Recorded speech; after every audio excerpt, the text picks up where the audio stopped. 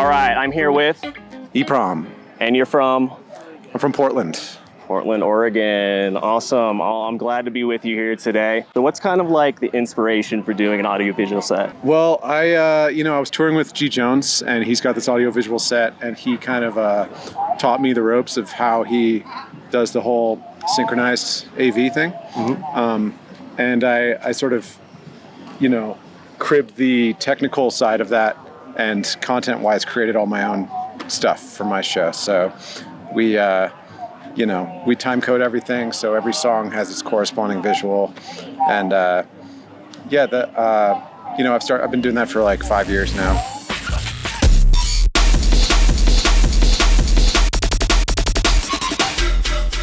Yeah.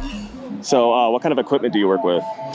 So I have my Macintosh is running the music side of things, so Ableton Live.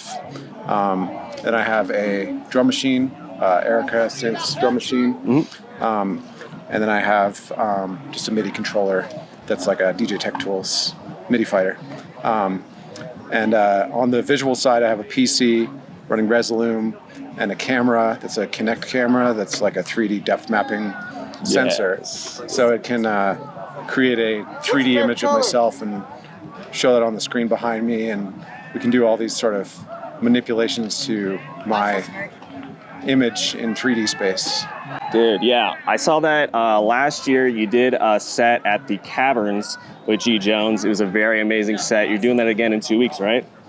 Yes, we are. Very excited for that. Very excited. So back in the day, you used to be part of a producer club, right? What was it called? Yeah, we used to call it Song Club.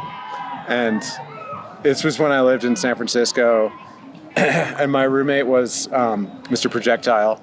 And I was friends with Justin Beretta from the Glitch Mob, formerly from the Glitch Mob, and Ryan, who goes by Comma, and a few other friends of ours. And we would just get together, and the idea was to do it every week. And every week we would get together and like bring USBs and all listen to a song that we had made and theoretically started that week from scratch. So we would meet up, play our song, and the idea is like you just play your song with no qualifications. Like you're not like, oh, I didn't have much time this week, or I didn't get much sleep and I made this in 2 hours. It's like you just play your song and you shut up about it. So yeah, it was just great. It was super productive and helpful for me as a budding producer. It's fun. It's really fun. Yeah. So collaboration has been a huge part of your career. I know you work with Shades with Alex Perez, right? Yeah. Yeah, and so you're involved with 1985, right? The music label a little bit. Yeah. So what's your involvement with them? Well, I've released an EP with them and various, tracks over the years. There's no like hard signed deal or anything. It's just a label that I heavily fuck with, and obviously it's like my boy Alex runs the label, and he has extremely good taste in what he puts out. So it's something that I want to be a part of in continuity. Yeah. Bass music. So how did you start that genre, or would you hold yourself to any sort of certain genre? At this point, not really, because like a lot of times I'll just be at home making electro, techno, house, acid, whatever, bass, drum and bass, halftime, everything. 110. I've been making a lot of 110, 120 stuff lately.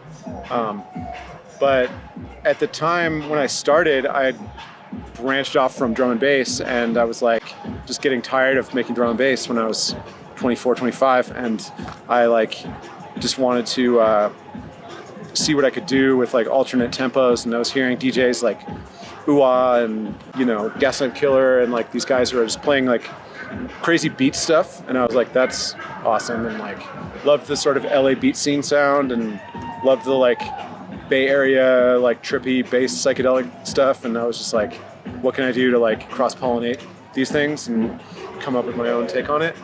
So that's kind of where the Eprom project began. Yeah. No, it's awesome to see the progression. But let's like take it all the way back to childhood. I know I was reading up on you. and you happened to break your mom's record player trying to mix and scratch, right? Did you ever get a new record player? What was that like? I don't know if I actually broke her record player. I think it probably still worked, but I would aggressively use the record player. And then I started producing when I was like 13. Oh, really? Yeah, on like a PC with Rebirth at first, which is like two 303s, an 808, and a 909 emulation in software form. It's by Propeller Heads. It was like the precursor to Reason. Right. It's like a DAW that a lot of people still use. And I used Sony Acid Music for a while, which is like a DAW kind of thing. And then switched to Logic around 2002 or 3. And then switched to Ableton around 2007 or 8. Oh. Yeah. So, it's 2024. Yes. 14 years ago, you were talking about the capabilities of AI and the emerging AI. With the release of ChatGPT, with the release of Claude, with the release of all the different AI products out there, where do you really see the future of music now, and like how do you plan to integrate with this emerging technology? My opinion of AI has probably gotten, I mean, like, it's amazing technology, but like I don't think we're there yet. And like there's, I don't think that large language models are on a path to general artificial intelligence anytime soon, or I don't even think that they're structurally capable of reaching general intelligence. So I'm highly skeptical about AI, and I see the potential use cases, and I see a lot of potential dangers, and the main danger is capitalism and the tasks that people give AI to like take away agency from creative people. And you've got people who like work for OpenAI who are saying, oh, maybe like creatives shouldn't have jobs if like an AI can do what they do. And it's just like, it's really sad and disheartening to me. But I do see like a lot of potential for AI tools. I've used some AI sample generators just to make little drum sounds and stuff, and I think that's pretty cool. And I'm generally in favor of like letting go and like letting generative processes and software and hardware come up with ideas for you. But AI is like AI that's like trained on a musical database of like existing music is obviously highly problematic for me, because like I'm an artist and like I don't want my visuals or my music to be like used for AI training, really. There needs to be checks and balances. There needs to be ways to opt out of that. They shouldn't be out there scraping every site on the internet for images or scraping the entire Spotify for sound. We need to approach it more cautiously, I think, and make sure that like it's like just beneficial for society at large. So yeah, I'm highly skeptical. I'm much more skeptical now of AI than I was before AI was as powerful as it is today. Awesome. Well, thank you for talking to me, Eprom. It's been a pleasure. Yeah, I've been Davis Page, and I love your music. I'm stoked to see your set tonight. Yeah, appreciate it, man. Awesome. Thank you.